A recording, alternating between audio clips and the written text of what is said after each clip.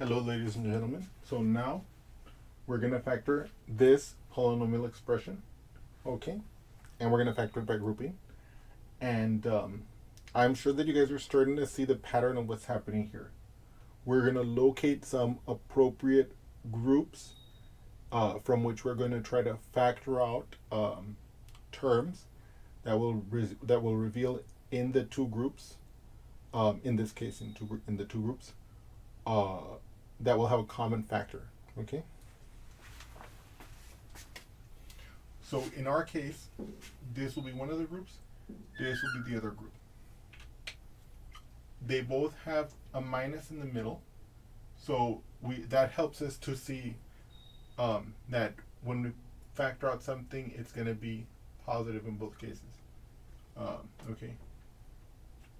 So let's look at this together. And by the way, I don't want you guys to think that it has to be perfect. Obviously, I'm showing you this example so I kind of have an idea of where it's going. But you can experiment. Now, in this case, I can try to factor out the x squared, of course.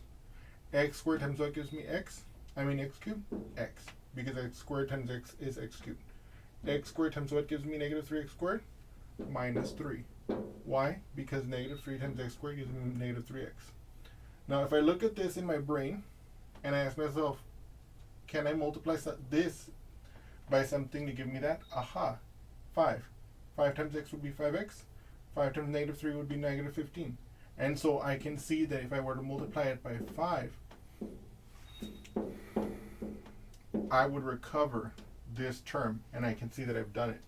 Or alternatively, I could have seen, aha, if I pull out a 5 out of these two terms here, out of this group, then I get this expression. And you can see that they have this common factor between them, the x minus 3, okay? Again, using the distributive law, I can pull the x minus 3, and I can leave the x squared plus 5, and then times x minus 3. Okay, let me make this a little bit neater. Okay, like this. So this is my factorization, okay? And as I mentioned earlier, we will typically stop the factorization at this point where they're all integers. You will notice here that this is x squared plus 5. So we cannot use the difference of squares because it's not a difference, okay?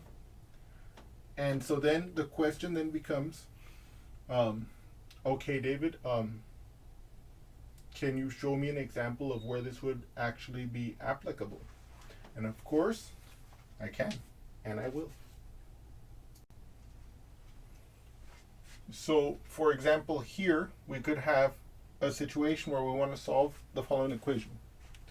The equation is x cubed minus 3x squared minus 7 equals to negative 5x plus 8. Okay?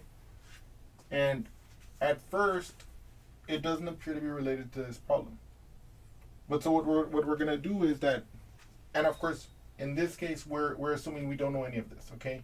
We're assuming we started like that and we want to solve it.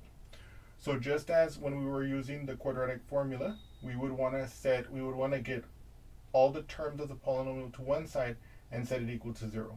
So in the case of the quadratic formula, we said that if ax squared plus bx plus c equaled 0, then x was equal to negative b plus or minus the square root of b squared minus 4ac all over 2a. In a similar way, we want to bring all the polynomial terms to one side and set it equal to 0. So let's do that here together. So x cubed minus 3x squared minus 7 equals negative 5x plus 8. So I'm going to add the 5x to the other side, plus 5x plus 5x. I'm going to subtract the 8 minus 8 minus 8. Aha! This is gone. This is gone. What does that mean I'm left with on the right-hand side? 0. Okay? What about on the left-hand side? The x cubed, I have no x cubed terms to combine, so I just leave the x cubed term by itself. Negative 3x squared, Can I combine the 5x? No, because they have different powers. So in other words, they're not like terms. And there's no other square term, so I just bring it down as is, minus 3x squared plus 5x, right? What's negative 7 minus 8? Negative 15. Aha! What is that? Notice that that is exactly our original polynomial expression, right? So the left-hand side of this equation is our original polynomial expression. Now, we have done the work already to factor it by grouping. So what does that mean? That means that algebraically, wherever this polynomial expression is, I can replace it with this expression. Okay, so let's do that here.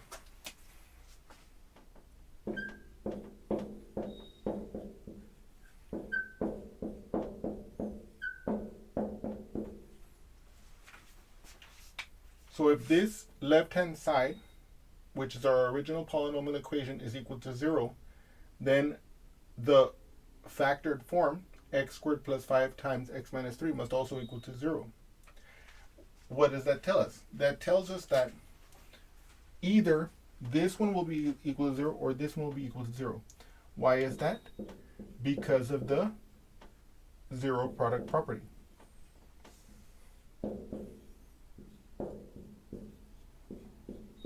Like this. And then, of course, at this point, you can see that here I add 3 to the right, I add 3 to the right, and I add 3 to the left and I add 3 to the right, because whatever I do to one side I do to the other. So I get the real real root x equals 3.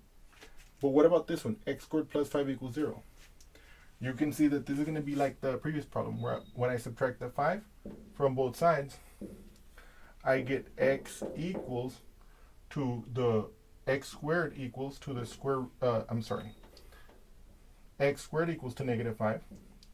And so you can see, let me put a little arrow here so I can do this calculation over here. I have x squared equals negative 5. So when I square root both sides, I'm going to get x equals to plus minus the square root of negative 5. And basically, because it's the square root of a negative 5, I can rewrite that as x equals plus minus I times the square root of 5. Okay? And then, so that gives us two roots. X equals I square root of 5, and x equals to negative I square root of 5. Okay? And so if we were being told to solve this equation, if that was what we were originally solving for, then we would have factored the left-hand side by grouping. We would then set the two factors, in this case the two factors, equal to 0, and we would see that there are these two imaginary solutions, and there's that one real solution. Now, geometrically, that means that we have some cubic function like this, which we're going to see will have a graph that'll look something like this, okay? It may have the bumps or not, but it'll look something like this. And then we're going to have a line, it'll cross like this. And what this tells us, there's two imaginary ones, which means the line will not cross at any points with these x values. But it will cross with a point with x value 3. So let's say it might look something like this, where x equals 3 at this point, and then we would plug in the x to figure out what the y would be. And that's what's happening here. Now again, I don't know what the graph of the left-hand side looks like, but it would be a cubic, so it might have this kind of like shape, okay?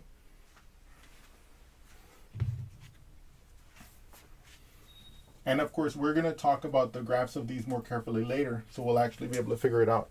But for argument's sake, you know, the way we would interpret it is the way I mentioned, which is we would have this line intersecting with this cubic, and because there's only one real solution, there would only be one point of intersection, and that point of intersection would have x value 3, okay? And on a separate note, just as before, I want to point out, using the factor theorem, right, and using these factors, I could, if I wanted to, write this as x minus I square root of 5 times x minus I square root of 5, which would be x plus I square root of 5, and then times the x minus 3. Okay, so I could factor it like this, but usually we won't do this, okay? Okay, where was I? Oh, yes. And so now one thing that I do want to do in this example is I want to multiply this out so that you can see how you would multiply something like this out with imaginary numbers.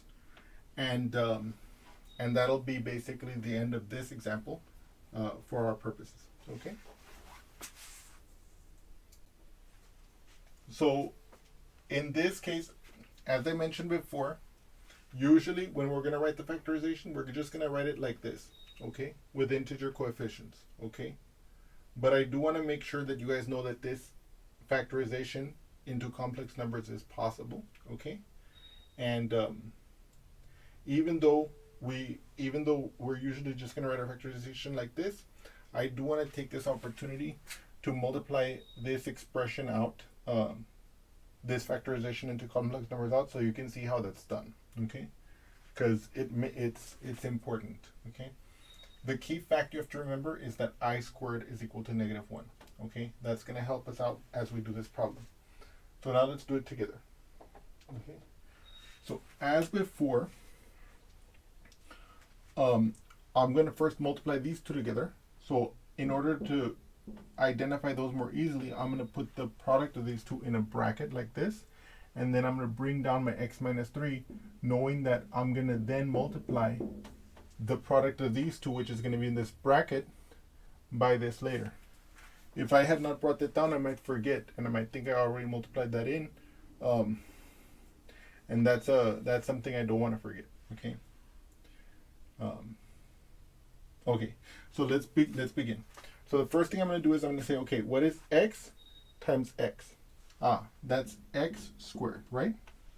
What is x times I square root of 5? Aha, that's plus I square root of 5 times x. So as you've noticed, I've multiplied this term already with each term in this factor. So we stop. We now move to the second term in this first factor. So what is negative I square root of 5 times x?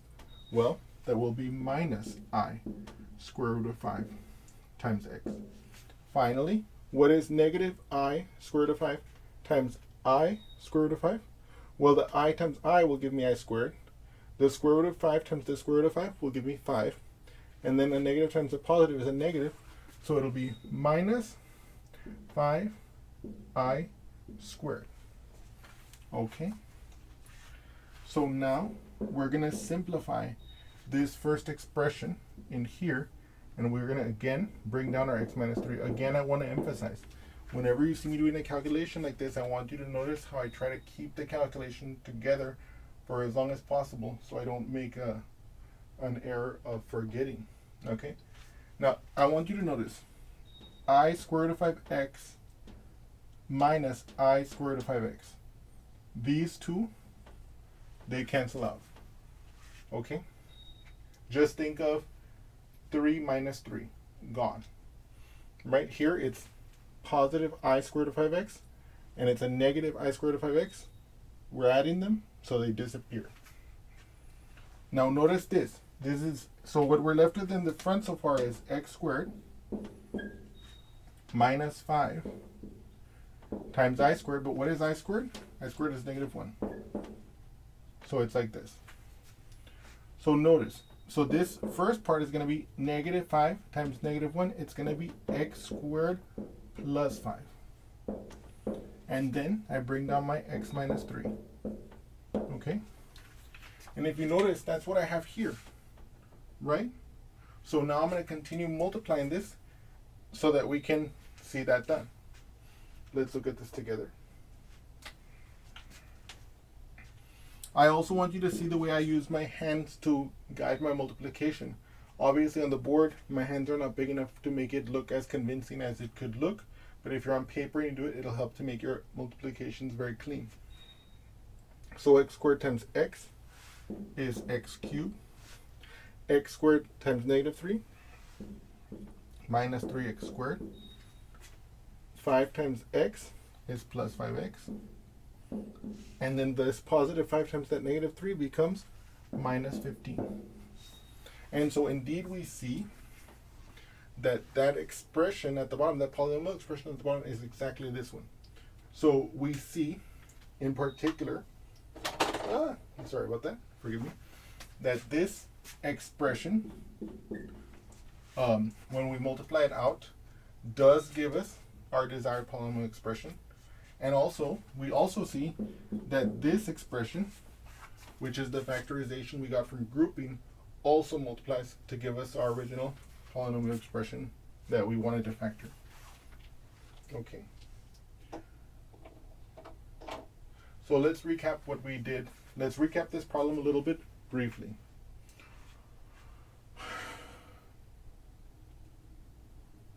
What we have done in this example is we've shown that this polynomial expression can be factored by grouping to give this polynomial, this factorization, and but it can also be factored into this expression. Now again, usually we're not going to use this expression, okay? But what we also saw in this example is that the equations that might lead to the factorization of a polynomial like this might not merely be an equation where this expression is set equal to 0 originally. It may, as in our case in this example, be some expression which, when you bring all the terms to one side, end up being this expression equal to 0. And what we saw is that we can then use our factorization to solve that equation, and that solution may have some geometric meaning, right? Of course. And in that particular case, we saw that we would have some cubic. We're going to learn how to graph cubic soon, but it would have some cubic on the left-hand side. Well, in our particular example, it was it was a cubic on the left-hand side. It was a line on the right-hand side. And we saw that the solution of the equation gave us 2 imaginary roots because they are in terms of I, okay, and 1 real root. And what that meant was that in terms of the actual intersection of these two graphs, it would be 1 real intersection point, and the other imaginary roots do not correspond to intersection points. In other words, there's only one. Geometrically, there's only one intersection point. Okay, even though algebraically there's 3 solutions. Okay.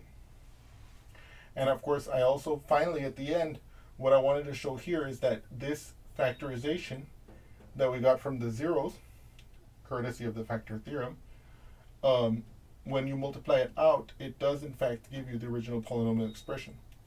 Moreover, I wanted to work this out in detail for you so you guys can see how to multiply with complex numbers, okay? In any case, I hope you've enjoyed this example and look forward to seeing you again soon. Thank you so much.